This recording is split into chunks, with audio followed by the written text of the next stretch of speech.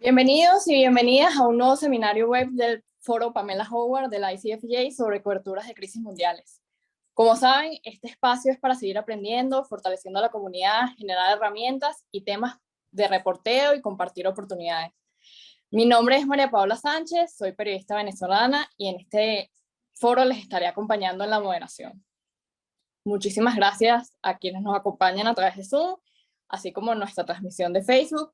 Allí Desiree Esquivel del equipo del foro estará compartiendo el enlace para que puedan sumarse a la comunidad. Como saben, estas actividades son iniciativas del Centro Internacional de Periodistas, ICFJ por sus siglas en inglés, y la Red Internacional de Periodistas, IJNet, también por sus siglas en inglés. Les invito a dejarnos sus preguntas en el chat o comentarios del vivo en Facebook durante el evento para que leamos y compartamos más adelante. También pueden decirnos desde dónde nos acompañan. Si prefieren recibir las novedades del foro directamente a sus correos electrónicos cada jueves, pueden suscribirse al boletín en el link que también verán en el chat. Muchísimas gracias por conectarse. Estamos aquí con la doctora Tatiana Drummond, médico, pediatra e infectóloga venezolana, egresada de la Universidad Central de Venezuela y el Hospital JM de Los Ríos. Tiene un diplomado en pediatría tropical de la Escuela Nacional de Sanidad del Centro de Medicina Tropical Carlos III de Madrid, España. Es fundadora y coordinadora del posgrado de infectología pediátrica del Hospital Universitario de Caracas y también coordina la consulta VIH-Sida pediátrico de ese hospital. Hoy vamos a hablar del COVID prolongado en niñas, niños y adolescentes, y mi primera pregunta a la doctora Tatiana es ¿cómo definimos el COVID prolongado? Porque, bueno, las últimas informaciones que han salido ha sido complejo darle una definición a este tema. De hecho, hace poco unos investigadores en Reino Unido pudieron llegar a un consenso. Entonces, bueno, cuéntenos qué es el COVID prolongado y en esta población específicamente. Fíjate, COVID prolongado definitivamente es un tema poco definido, en el sentido que todavía estamos definiendo qué es. Entonces se ha tratado de concretar y el que ha puesto, hay tres definiciones dependiendo de qué es lo que es. Vamos a hablar de la principal, que es la definición que ha puesto la Organización Mundial de la Salud, la definió hace aproximadamente unas 2 semanas, y concluyen que el COVID prolongado es cuando tenemos unos síntomas posterior al COVID, ¿okay? Estamos hablando de 3 meses post-COVID, y unos síntomas que han durado por lo menos 2 meses. O sea, estamos hablando entonces de una condición de tiempo desde que hubo la infección demostrada por COVID, 3 meses, y 2, estamos hablando de la parte de síntomas, porque es tener unos síntomas que no los tenía antes de enfermarme de COVID y que no es atribuido a ninguna otra causa, o sea que yo no puedo decir que es atribuido porque tuve una infección por alguna otra cosa, y que estos síntomas han durado al menos 2 meses. Entonces, esa es la definición más aceptada que promulgó la Organización de la Salud. Está el consenso británico, que el consenso británico acortó un poquito más y habla de 2 cosas. Habla de COVID continuo, que son la sintomatología que se presenta desde entre las 4 y las 12 semanas posterior a que me enfermo de COVID, y COVID prolongado a partir de la semana número 12, ¿okay? Que es unos síntomas que se han prolongado más allá de las 12 semanas. Y está la definición del CDC que corta más el tiempo y dice que sencillamente son los síntomas que nos duran más allá de las 4 semanas de la infección aguda. Entonces, como vemos, tenemos 3 términos. OMS habla de 3 meses, Reino Unido habla entre las 4 y 12 semanas, y ya los norteamericanos hablan de solo 4 semanas. Pero si sumamos estas 3 definiciones, COVID prolongado definitivamente son presentar una sintomatología más allá de la infección aguda del COVID, ¿okay? Cualquier sintomatología, y de ahí un específico, cualquier cosa que usted tenga como síntomas que altere su estado de salud, que el estado de salud sea diferente antes de la enfermedad de COVID y que esto se mantenga y que no sea explicado por más nada, eso es un COVID prolongado.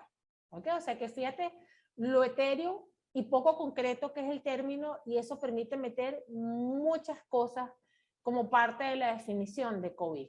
Pero es término, tiempo y síntomas. ¿Y qué tan difícil, a propósito de lo que comentaba, puede ser diagnosticarlo en sentido de que la mayoría de esta población, niños o jóvenes, los síntomas pueden ser muy leves cuando les da COVID? A veces, si no se hicieron alguna prueba o no tienen ese positivo, pues tampoco supieron si tuvieron o no la enfermedad. Y también lo leía mucho en artículos que esto, por ejemplo, en poblaciones de 1 a 5 años, que es difícil como verbalizar lo que pueden estar sintiendo, ¿qué tan complejo se vuelve el diagnóstico en ese sentido? Fíjate, el diagnóstico es tan complejo inclusive por los síntomas, porque no hay unos síntomas precisos de COVID prolongado, como si lo hay en otra condición de complicación, como es el síndrome inflamatorio multisistémico.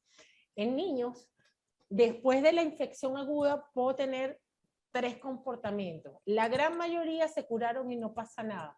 Tenemos un porcentaje, que más o menos un 1 al 5%, que cursan como algo que se llama síndrome inflamatorio multisistémico, que sería el equivalente a las tormentas de citoquinas de adultos. Y como lo dice su nombre, es una inflamación a nivel de los vasos sanguíneos, que eso va a condicionar alteraciones a nivel del corazón, a nivel del cerebro, a nivel de los riñones. Y que lo que se ve es alteración de todas las pruebas hematológicas que nos hablan de inflamación. Ese es el síndrome inflamatorio multisistémico, que también dura bastante, pero no lo llamamos long COVID porque tiene unas características específicas. Ahorita bien, el tercer grupo, que es más o menos, y aquí darte epidemiología de qué tan frecuente es, no lo sabemos porque todo depende de qué incluya uno como long COVID, depende del grupo que haya estudiado, depende del sitio donde hayas hecho el estudio. Es una sintomatología muy diversa. Estamos hablando que cualquier alteración en cualquier órgano, y estamos hablando que los síntomas más importantes para definir un long COVID son los trastornos desde el punto de vista emocional y cognitivo, o sea, un niño que se vuelva agresivo, un niño que de repente pueda tener alteraciones en el comportamiento, un niño que se vuelva cohibido, un niño que haga sintomatología tipo espectro autista o trastornos de atención, que no tenía antes de enfermarse de COVID, eso puede ser un COVID prolongado. Entonces, el diagnóstico en los niños no hace falta que verbalice su dolencia, porque uno lo está viendo. O sea, tú ves la alteración del comportamiento, ves el niño se queja, está lloroso, el niño más pequeñito puede tener un dolor de cabeza. Ahorita bien, el COVID prolongado ha sido descrito en los más grandecitos, no se ha descrito en niños tan chiquitos. Estamos hablando que la media de edad de todos los estudios que pude revisar está sobre los 12 años como media de edad. O sea, es una complicación que se suele ver que, de hecho, mientras más grandecito seas, tienes más chance de desarrollar el long COVID.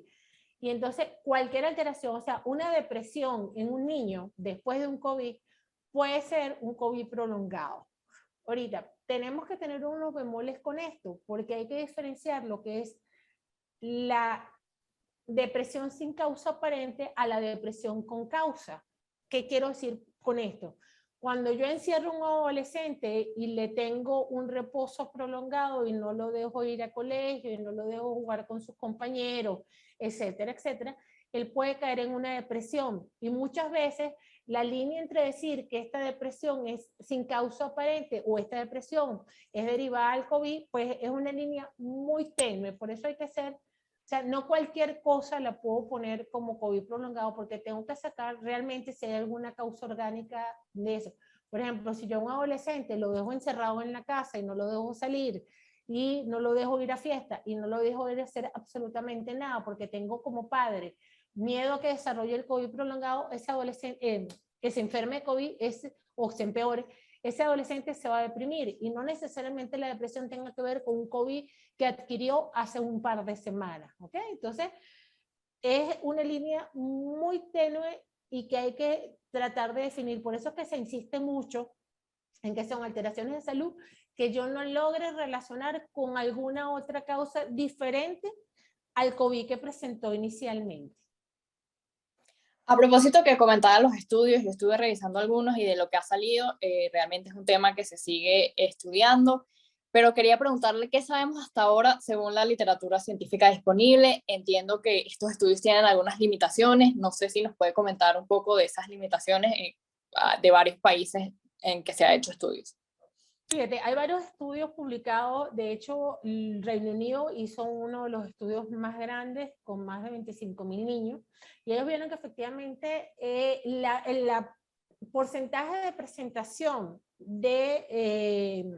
del COVID prolongado dependía de la edad, inclusive variaba con respecto a la época en que se hizo la evaluación. Si la época fue cuando no había vacuna, si la época fue con el inicio de la vacuna o posterior a la vacuna.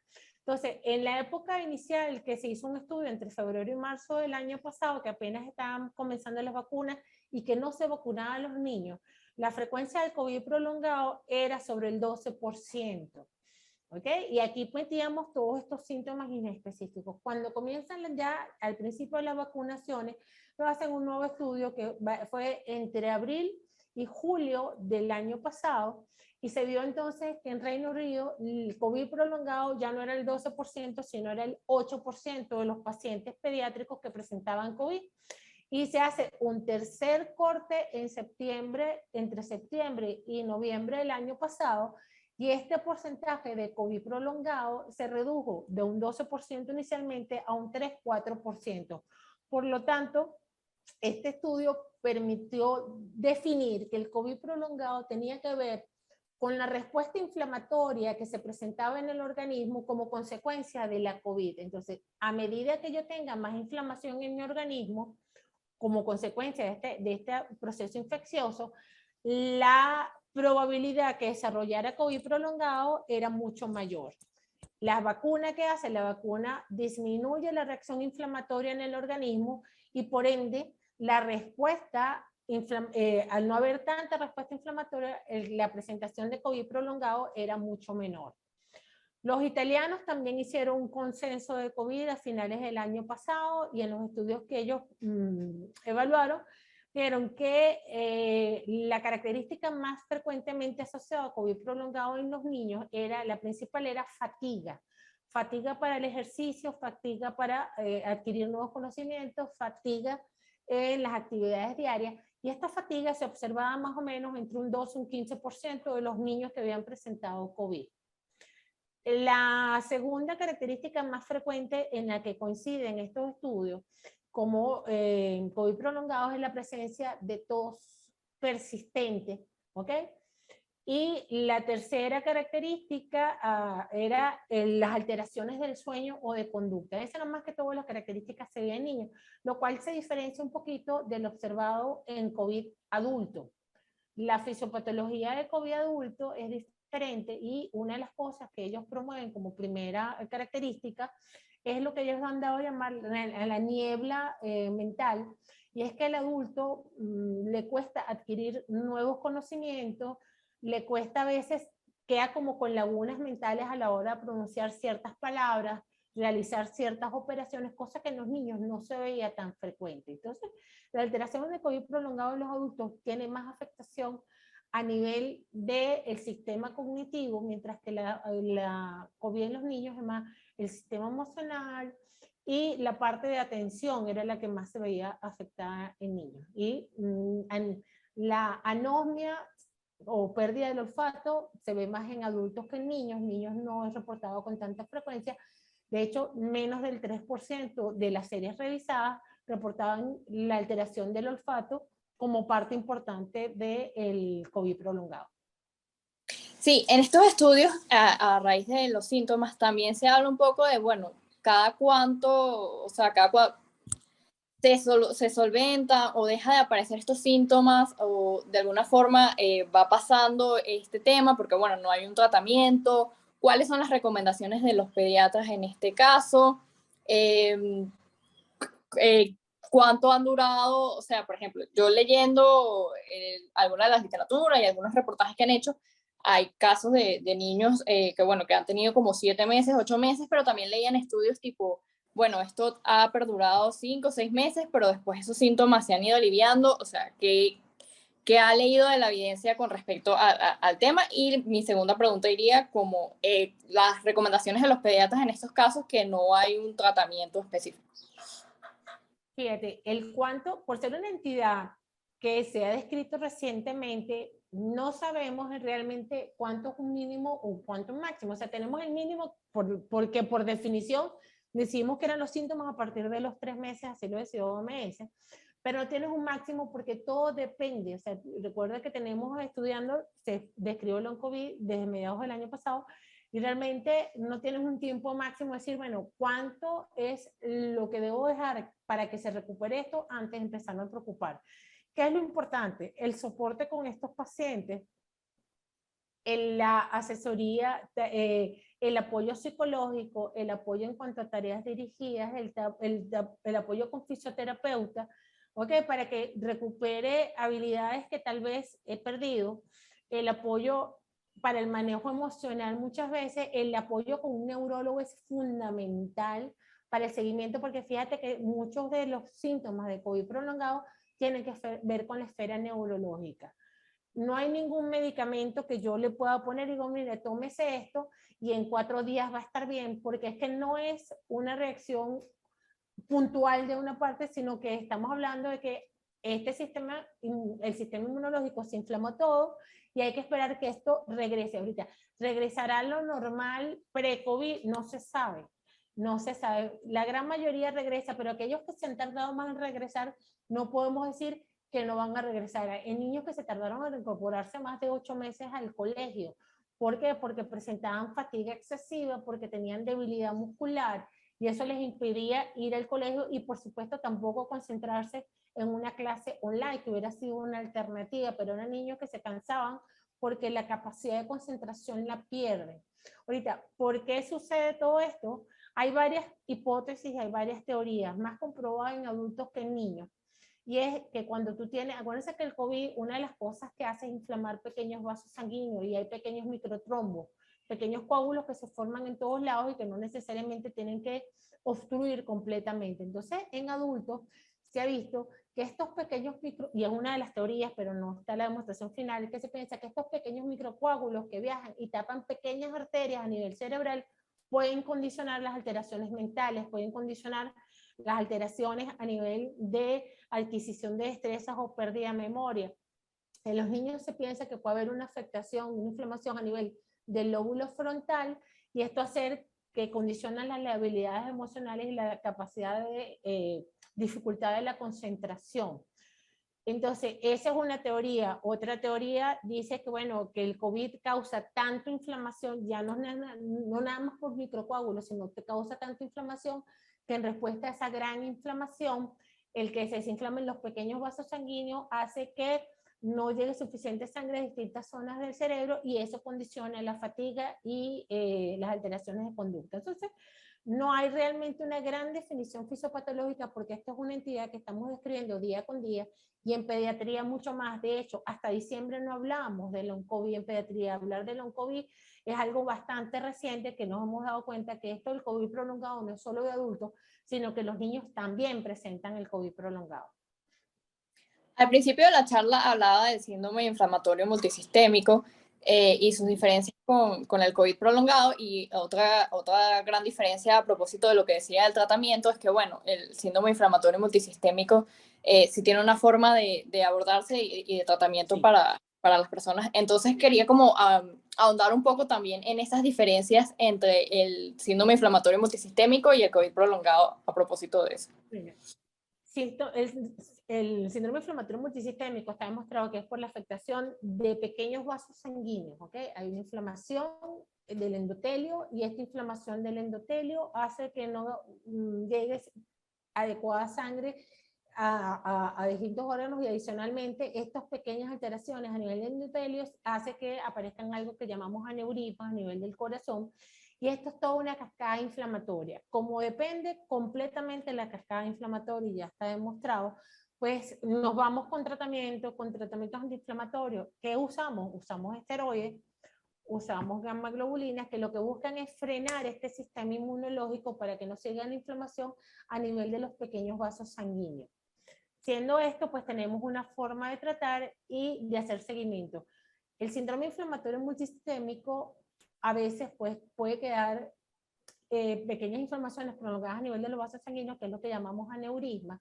Y estos aneurismas muchas veces no, se resuelven en el tiempo, pero la gran mayoría queda. Entonces son niños que quedan bajo supervisión por cardiología durante el resto de su vida, pues, vigilando estos aneurismas. Pero tenemos una aproximación. ¿Y cómo evitamos los aneurismas? Identificando rápidamente la aparición de síndrome inflamatorio multisistémico y podemos poner el esteroide y la gamma globulina, que son nuestros recursos. Esto lo hago con síndrome inflamatorio multisistémico, pero a pesar de que el long COVID también tiene que ver con inflamación, no tengo esta demostración de la inflamación en los pequeños vasos sanguíneos y por lo tanto el uso de esteroides y el uso de gamma globulina no está recomendado en los pacientes que tienen un long COVID. El síndrome inflamatorio multisistémico además es más precoz, digamos que está apareciendo luego del 10º día de enfermedad actual, comienza a aparecer, ¿ok? Agarrando un pico entre las 4 y 6 semanas, o sea que logras, es más precoz, es más fácil de identificar, el paciente está más o menos las 2 semanas 4 semanas del inicio del cuadro del long COVID, del inicio del COVID, y que podemos identificar y tomar, y es algo que estamos esperando. Long COVID no va más soleado, no es tan abrupto como el síndrome inflamatorio multisistémico y es algo que hay que buscar, o sea, pequeños cambios de conducta, pequeños síntomas son los que nos hacen pensar en un long COVID. Síndrome inflamatorio multisistémico lo estamos viendo, es un paciente que se deteriora rápidamente, que tiene, puede presentar una erupción, una lengua que está rojita, alteraciones cardiovasculares, alteraciones renales o gastrointestinales. Entonces, por lo abrupto y grave del cuadro, lo logramos identificar con mucha más rapidez y logramos tomar un tratamiento que es el uso de esteroides. Esto no sucede con long COVID. Long COVID, para yo, inclusive el diagnóstico, estamos hablando de 3 meses después del cuadro inicial de coronavirus. He visto que existen iniciativas para empezar a estudiar y saber un poco más al respecto. Está, por ejemplo, Recovery, que también estuvo cuando en su momento con los medicamentos que funcionaban o no funcionaban contra el COVID. Ahorita tienen un grant para estudiar long COVID en población de niños y adultos, no, de niños y adolescentes, perdón, no sé si en adultos, pero quería preguntarle qué iniciativas conoce y bueno, también si quiere hablar de Recovery y qué cosas quisieran ¿qué es necesario saber? Hemos hablado de que, bueno, no sabemos prevalencia, no sabemos cuáles son los síntomas comunes, no sabemos en cuánto tiempo se va, pero eso, como enumerar esos factores que quisiéramos saber de estos estudios científicos, de las investigaciones que se estén haciendo. Fíjate, varios estudios han tratado de ver cuáles son los factores predisponentes, o sea, en quién yo tengo que aprender las alarmas y decir, mira, esto puede ser puede transformarse en un long COVID o no. Y entre los factores predisponentes, la mayoría de los trabajos concluyen que, uno, el haber tenido COVID grave en la fase inicial te predispone más a la probabilidad de que hagas un long COVID. Y hay que tener mucho cuidado en la parte de dar este diagnóstico, porque ¿qué pasa con el COVID grave? El COVID grave que terminas hospitalizado, que puedes terminar en una terapia intensiva, es un paciente que tiene más trauma, entonces tenemos un síndrome de estrés postraumático, y el síndrome de estrés postraumático por estar hospitalizado también se puede transformar en un long COVID. Entonces hay que hacer la vigilancia, ver, este paciente que está deprimido y estresado, está deprimido y estresado porque estuvo en terapia intensiva y quedó con síndrome de estrés postraumático, o está deprimido, estresado y le cuesta concentrarse porque está haciendo un long COVID. ¿Ok? Entonces eso para que veas lo difícil de hacer un diagnóstico y de seguimiento. Entonces, ¿qué hacemos? Por ahora, pues todo lo que sea alteración lo estamos tratando y vigilando como un long COVID y luego veremos, bueno, mira, esto es un síndrome de estrés postraumático. ¿No? Entonces, el COVID grave, el haber presentado un COVID grave con hospitalización, inclusive terapia intensiva, es un factor de riesgo para tener un long COVID. El segundo factor de riesgo que se ha observado es la edad. Los niños más chiquiticos tienen menos chance de hacer long COVID que los adolescentes. Entonces, el hecho de tener más de 12 años, de hecho, el grueso de los casos que se ha descrito hasta el presente, la edad media es de 12 años, ¿ok? Entonces, el hecho de ser mientras más grande, más chance tengo de presentar long COVID. Lo mismo vemos en adultos, mientras más cercano esté a la ancianidad, más chance tengo de ser catalogado como un long COVID. Y otro de los factores que ha sido relacionado es el sexo. Las mujeres tienen más chance de desarrollar un long COVID que los hombres. Y aunque los estudios no son estadísticamente significativos, cuando vemos los porcentajes son 54, 46, 57. Entonces, no da para decir definitiva y tajantemente que ser femenino es un factor de riesgo, pero en las series revisadas, la mayoría tienen un ligero porcentaje mayor del sexo femenino que del masculino, tanto en las series pediátricas como en las series adultos. En cuanto a recovery, el recovery lleva rato estudiando, o sea, ahorita es que incorporó a los niños, pero el COVID prolongado en adultos los está estudiando desde el año pasado. De hecho, fueron el Reino Unido los primeros que empezaron a hablar de COVID prolongado. Y no solo recovery, también los estudios Solidaridad de OMS también están estudiando COVID prolongado porque es donde estamos para ahorita. ¿Por qué? Porque ya pasamos de esta gran pandemia, ha disminuido los números y estamos viendo ahorita las secuelas, estamos limpiando la casa de ver qué fue lo que quedó con esta gran cantidad de casos que tuvimos. Entonces, el COVID definitivamente no acaba cuando nos quitamos la mascarilla, y hablaremos de mascarilla después.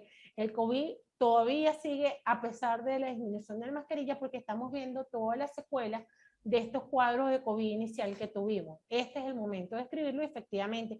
Y no solo, o sea, los italianos tienen un grupo de estudio de COVID, el CDC de Atlanta tiene un grupo de estudio de COVID, en Israel y en Irán tienen bastantes estudios sobre el COVID prolongado, donde estamos viendo a ver qué es lo que está pasando. A partir de Omicron y su subvariante, ¿cómo se ha comportado en esta población? Entiendo por lo que he leído que también ha habido un aumento de los casos en niños y adolescentes precisamente por Omicron, pero también viéndolo un poco en perspectiva hacia el COVID prolongado, ¿cómo es ese comportamiento tanto con Omicron como con la subvariante? Mira, con Omicron el problema es que bajamos, hubo la mala información que era un COVID más suave, y por ser COVID más suave, y pongo más suave entre comillas, disminuimos la protección porque la gran mayoría de la población va a decir, bueno, eso ahorita se convirtió en una gripe y como y con la vacuna más gripe es. Entonces, claro, al disminuir la protección, aumentaron los casos y no aumentaron los casos en niños porque bajamos el cuidado, o sea, teníamos hasta diciembre, hasta mediados del año pasado, el niño encerrado en la casa, que no salía, no se infectaba, y ahorita resulta que pues salimos al colegio, salimos al mercado, salimos a la fiesta. Entonces ya el niño que no se infectó en la primera etapa se está infectando ahorita. Entonces la pregunta es que está aumentando mucho los casos porque en pediatría, porque el Omicron es más grave en pediatría que en los adultos. No, sencillamente no hay elementos para decir que Omicron sea más grave o menos grave en los niños. Y el aumento de los casos a nivel pediátrico depende mucho de la exposición que ha aumentado. Hemos bajado mucho la guardia con los niños, ya los incorporamos a la fiesta, los incorporamos a esto, entonces aumentan las casos. Y en la medida que haya más casos, va a haber más probabilidad de detectar long COVID. Si yo no tengo niños inicialmente, porque los tengo encerrados en la casa, cuando saco las cuentas, digo, los niños no se enfermaban de Delta. Se enfermaban de Delta igual si probablemente los hubiéramos expuesto con la misma cantidad con que estamos exponiendo a Omicron. Omicron resulta efectivamente ser un poco más contagioso que Delta, pero es que además no solo es más contagioso, sino que estamos exponiendo más a los niños. Y obviamente, si yo tengo más exposición y tengo más niños infectados, voy a tener más cantidad de long COVID.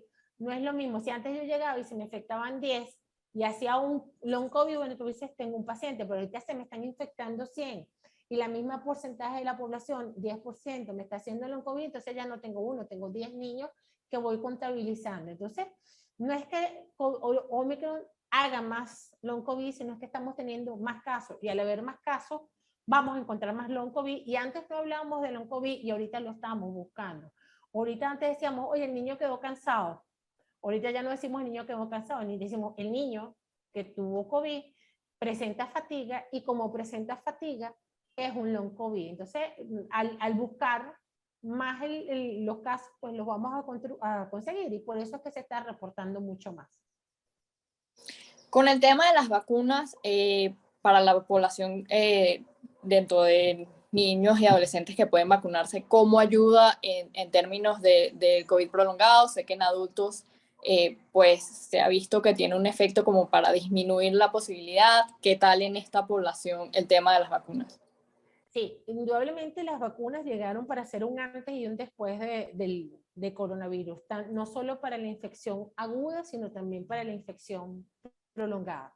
El uso de vacunas en los niños disminuyó en forma sustancial la presencia de síndrome inflamatorio multisistémico, ¿ok?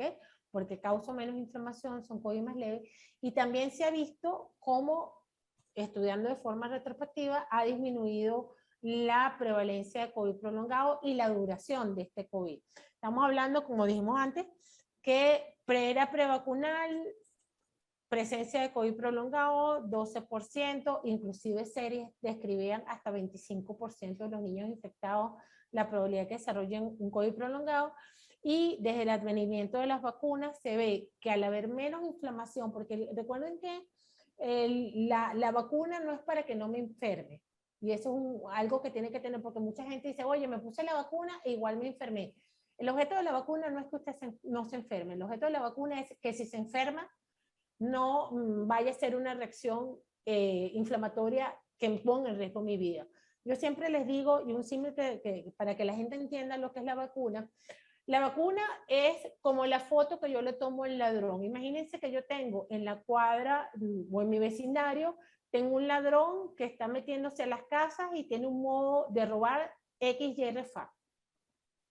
Alguien le logra tomar una foto a ese ladrón y ya yo reparto por todas las casas la foto de ese ladrón. Entonces yo tengo, ya yo sé cómo es, de modo tal de que si a mí alguna vez me viene a tocar el timbre, la puerta de mi casa, o lo veo caminando por la acera de mi casa, o lo veo en el ascensor de mi edificio, ya yo sé que ese es el ladrón y yo rápidamente, lo primero que hago es cierro la puerta de mi casa de modo tal de que no pueda entrar y llamo a la policía rápidamente para que se presente. Por lo tanto, la probabilidad de que ese ladrón lo pongamos preso rápidamente y no haga más asaltos es enorme. Así hacen las vacunas. Las vacunas lo que hacen es presentarle al organismo la foto de ese ladrón que me viene a robar la salud. De modo tal de que el organismo ya sabe cómo es y cuando entra el virus a mi cuerpo, yo rápidamente llamo a la policía, que son los glóbulos blancos, y logro eliminar rápidamente esta infección sin lograr que me roben la salud. Así actúan las vacunas. Entonces, ¿puedo infectarme? Sí. ¿Puede entrar el ladrón en la casa aunque yo sepa cómo es? Sí. Pero yo voy a tomar medidas más rápido y voy a evitar que haga más destrozo. Eso es lo que hacen las vacunas. Entonces, claro, cuando a mí me ponen la vacuna, ya mi organismo identifica el virus, ya yo sé cómo actúa, ya yo sé dónde actúa y sé cómo se elimina.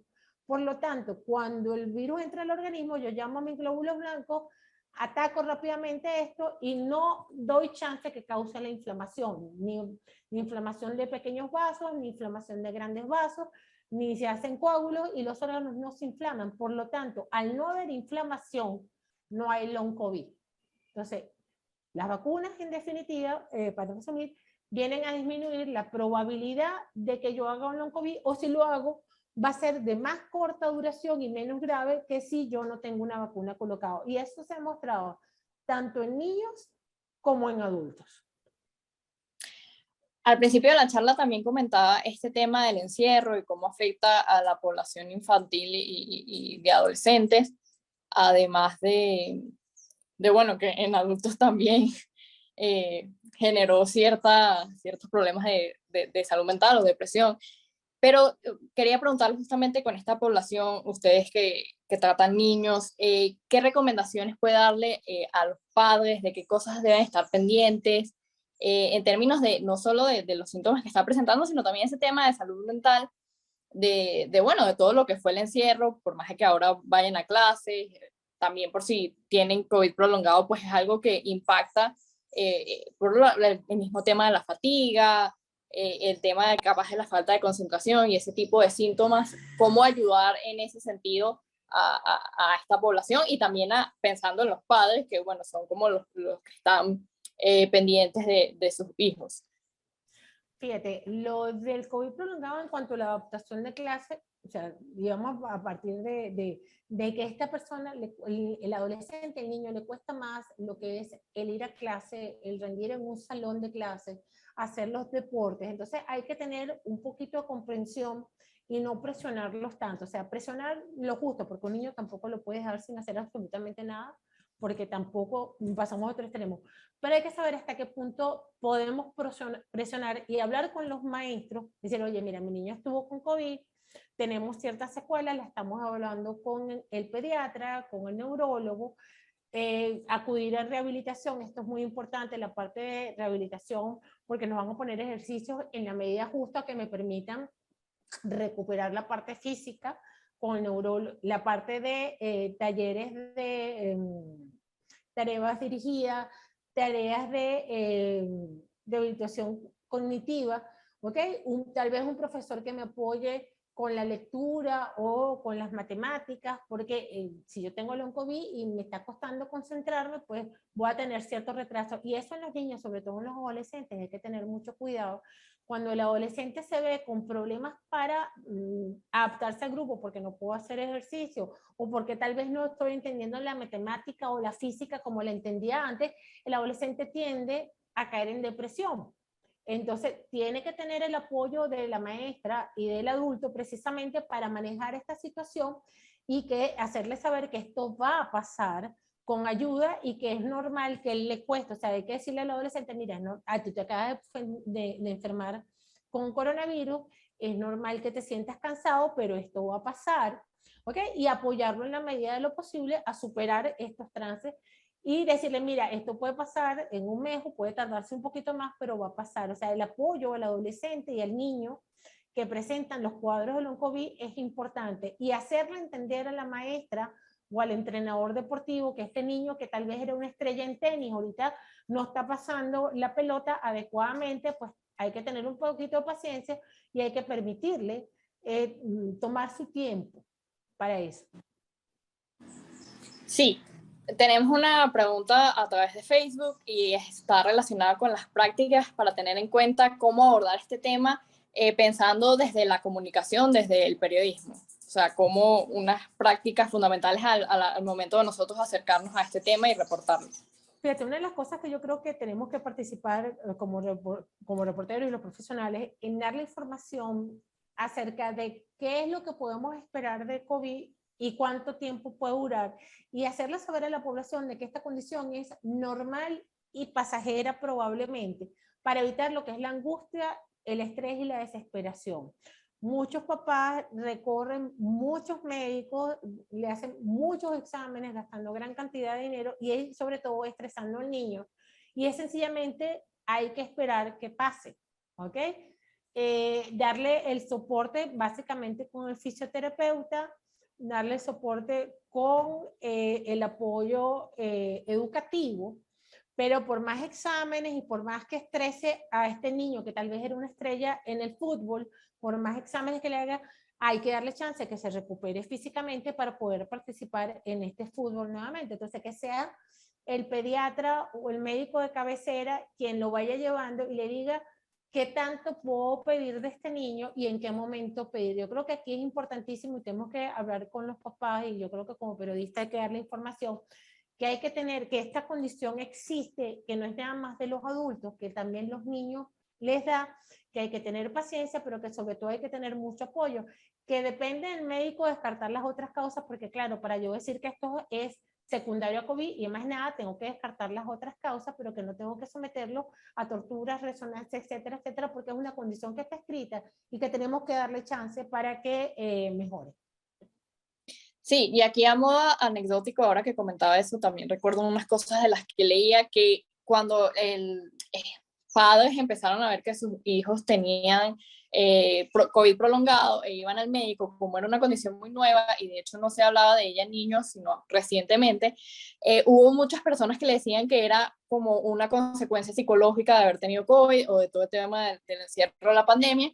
Y esto en el sentido de que luego sí se confirmó que en efecto sí tenían los síntomas y sí tenían COVID prolongado. Y de hecho hubo una persona, una estadounidense, que abrió como una especie de ONG o de comunidad de Long COVID Kids, precisamente porque su hija tenía COVID prolongado y fue a muchos médicos y le decían como que esta parte psicológica y que no era, digamos, que tenía síntomas que perduraban en el tiempo. Entonces me recordó eso porque, bueno, así como que también se armó una especie de organización para estar pendiente de esto. Tengo otra pregunta por acá, vamos a ver.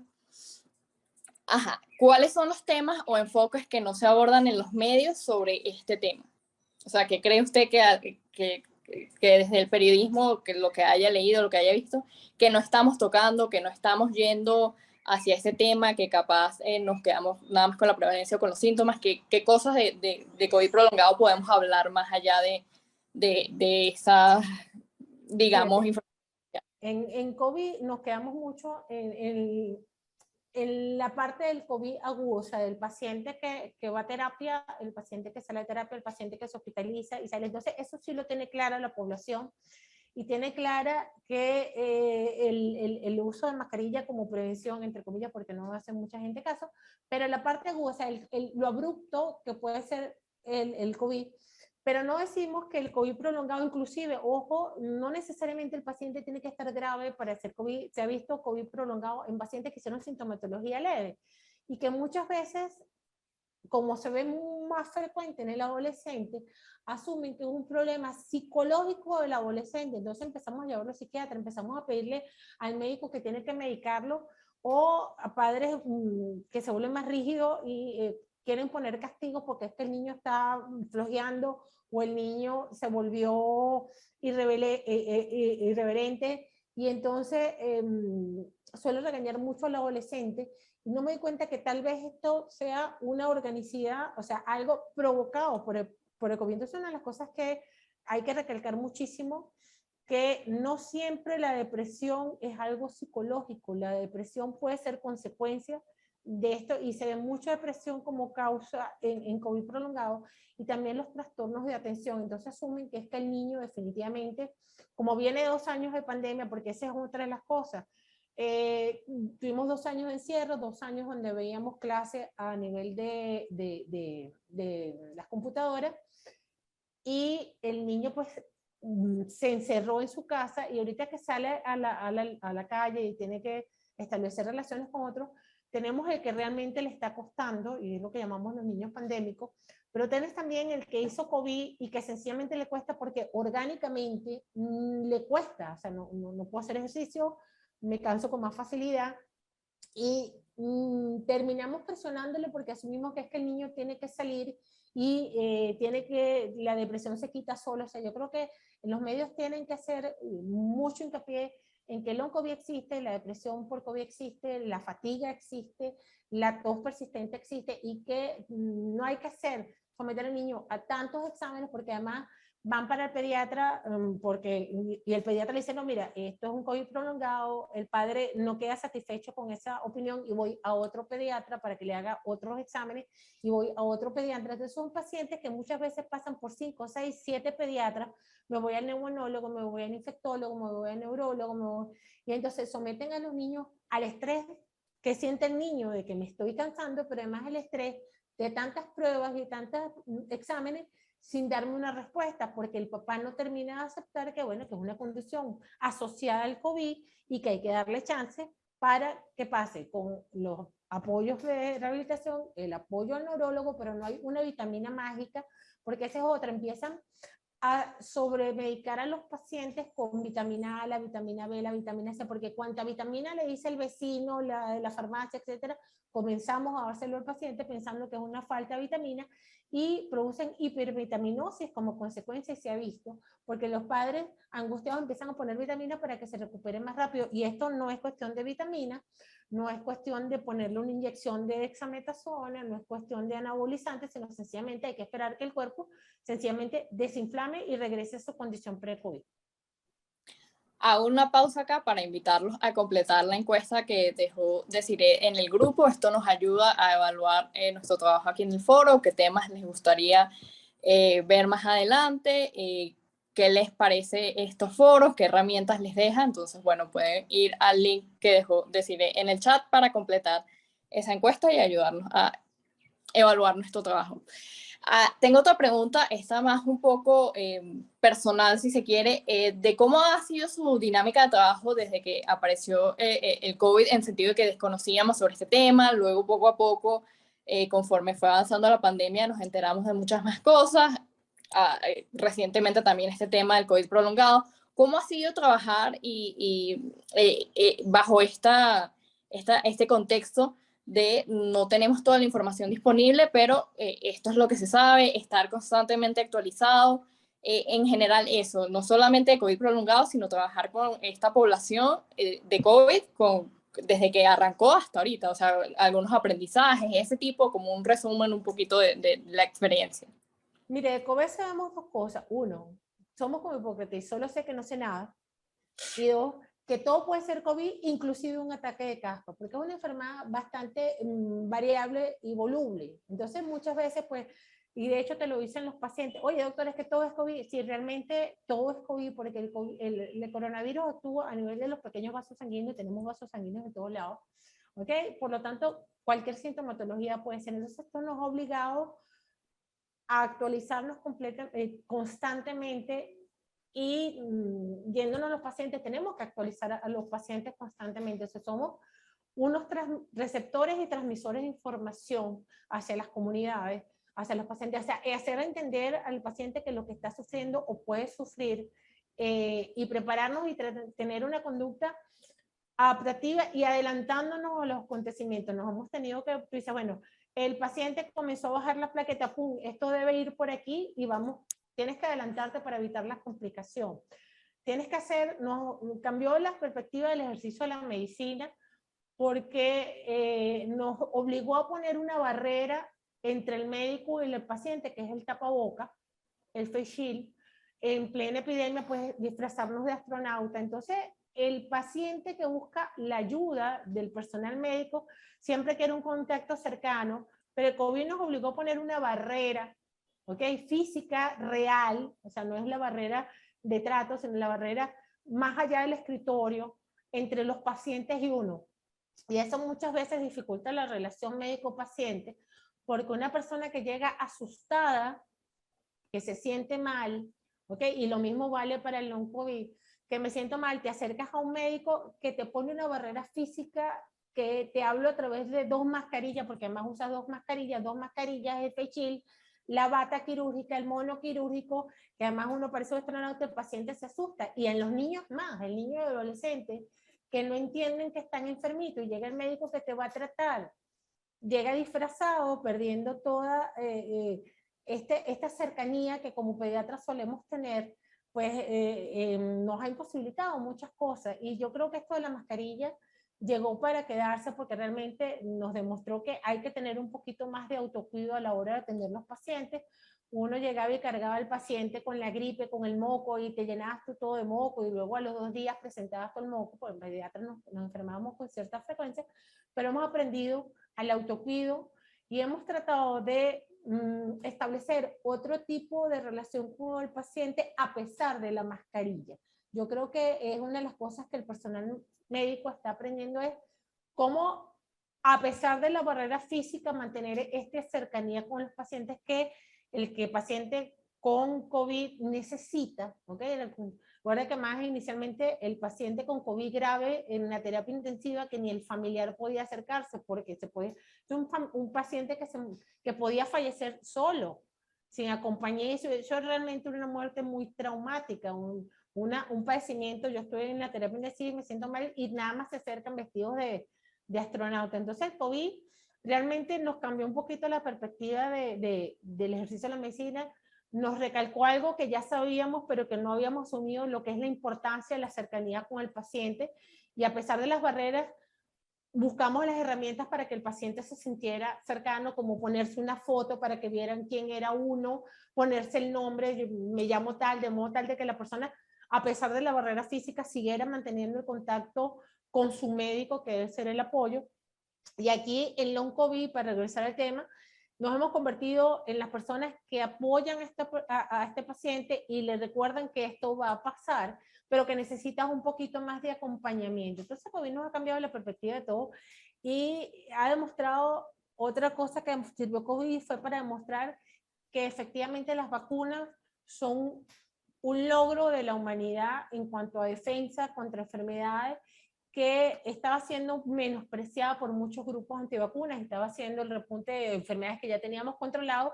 Bueno, el coronavirus nos demostró cómo es una vida sin vacunas y qué puede pasar cuando no existen las vacunas. Entonces, nos demostró un antes y un después de cómo era la evolución de la enfermedad una vez que teníamos las vacunas que antes no teníamos. Sí, tengo una pregunta acá de Irala desde Paraguay, la voy a leer. A partir de la etapa aguda, ¿qué tiempo se debe esperar para iniciar una terapia física con un niño? Depende de lo que haya presentado el niño, ¿ok? Si el niño tuvo una enfermedad leve, ya a las 2 semanas tú puedes empezar terapia física sin ningún problema. Si tuviste una enfermedad grave, depende el tipo de terapia que vayas a poner. Un paciente que está necesitando oxígeno, pues haces terapia en cama. Si es un paciente que ya lo diste de alta, que no necesita oxígeno, ya lo puedes incorporar a terapia, siendo al principio menos exigente, porque yo no le puedo pedir a un niño que estuvo hospitalizado con COVID que de unas me monte media hora en bicicleta. O sea, yo comienzo por una caminata suave, voy acelerando y después podré terminar en una bicicleta y montar patín. ¿Ok? Pero depende de cómo haya hecho. O sea, no antes de las 2 semanas porque tengo que permitir que recupere, pero si es 2 semanas, un mes o 2 meses, depende de cómo haya sido la complicación que presentó este paciente, si tuvo terapia, si estuvo hospitalizado o no estuvo hospitalizado.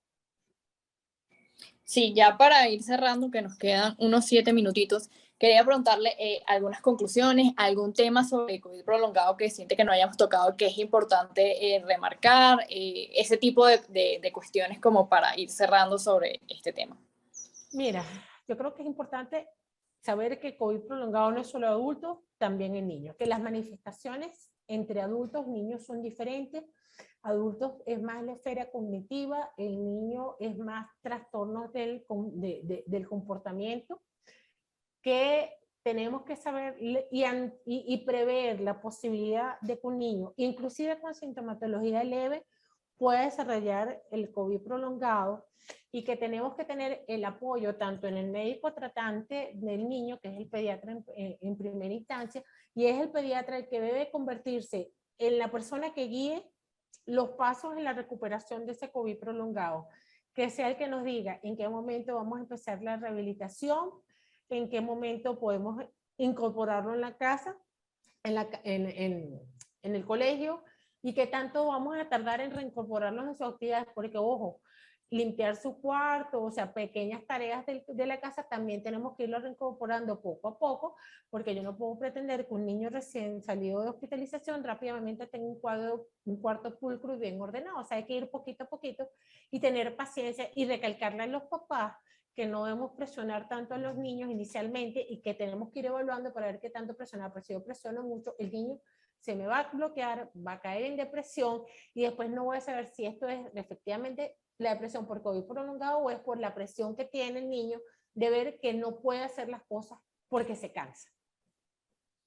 Justo ahorita que comentó la palabra rehabilitación, leyendo un poco esto, hay distintos tipos de rehabilitación según la sintomatología presentada, pero quería que nos diese como unos ejemplos de esa rehabilitación que se le puede prestar a los niños según lo que vayan presentando. Fíjate, rehabilitación es salir, si es rehabilitación física, salir a caminar, dibujar, pintar con témpera, o sea, que hagan motricidad fina, armar un rompecabezas. A los más grandecitos yo puedo ponerme a hacer crucigramas, yo puedo ponerme a hacer ya paseos más largos, una bicicleta pues por la urbanización. Yo puedo ponerlo a hacer ejercicios matemáticos de juego, de modo tal de que vaya trabajando la parte cognitiva. La rehabilitación puede ser también leer una novela, ponerlo a escribir un cuento, de modo tal de que empecemos el uso de la imaginación, porque la gente dice rehabilitación y piensa solo en la parte física, pero aquí el problema no es un problema físico, es un problema cognitivo, un problema de que yo tengo que expresarme muchas veces, por lo menos, escribir un cuento y leer el cuento que está escribiendo el niño, nos permite ver la parte anímica, o sea, qué grado de presión puede o no tener este niño a través de la escritura es importante. ¿Y qué habilidades o actividades con respecto al tema de la pérdida de concentración, por ejemplo? Por eso, hacer un rompecabezas, jugar juego de memoria, ¿ok? Nos va a ayudar a lo que es la parte de concentración. No se recomienda, en eso que menos mal que me lo preguntaste, no se recomienda poner al niño en la computadora, hacer juegos en la computadora, porque estos juegos en la computadora te van a cansar más. Okay, no precisamente nos van a ayudar mucho en la rehabilitación. El niño puede jugar en computadora, pero en pequeños intervalos. O sea, La rehabilitación tiene que ser más sin computadora, o sea, ponerse a escribir, ponerse a pintar, sacar cuentas matemáticas, ponerle problemas de crucigramas, cosas que permitan, pero la computadora no se recomienda tanto porque acuérdense que es con luz, está bombardeando, entonces no permite un buen descanso, una buena concentración en el niño. No es una buena rehabilitación ponerlo a jugar maquinitas en la computadora. Buenísimo, doctora. Muchísimas gracias. Voy a ver si hay alguna pregunta más o si ya vamos cerrando a propósito que quedan 3 minutos. A ver, por aquí. Bueno, muchísimas gracias por su tiempo y por toda la disposición y la exposición del tema, doctora Tatiana. A toda la gente que nos acompaña, muchísimas gracias a través de Zoom o a través de Facebook por incorporarse al foro. Sigan pendientes de estas actividades que son iniciativas del Centro Internacional para Periodistas, ICFJ por sus siglas en inglés, y la Red Internacional de Periodistas, IJNet, también por sus siglas en inglés. Esta grabación se va a compartir a través de YouTube y bueno, allí las personas que no pudieron estar, pues también puede ver lo que se discutió acá. Muchísimas gracias a todos por aquí. Y un último mensaje antes de cerrar. Sí, Bien lo hizo AMS, coronavirus, no le hemos terminado la epidemia, no podemos bajar la guardia, hay que mantener el autocuido, la vacunación es importante siempre, ¿ok? Entonces, estamos tomando un paréntesis en estos momentos, pero no sabemos qué va a pasar, ¿ok?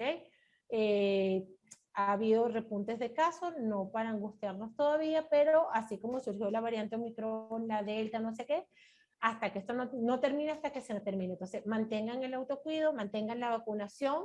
Yo creo que son 2 premisas importantes y así evitamos el non-COVID. Muchísimas gracias a todos y a usted, doctora Tatiana, por su tiempo. Un placer, siempre, de verdad que es un honor estar con ustedes. Hasta luego.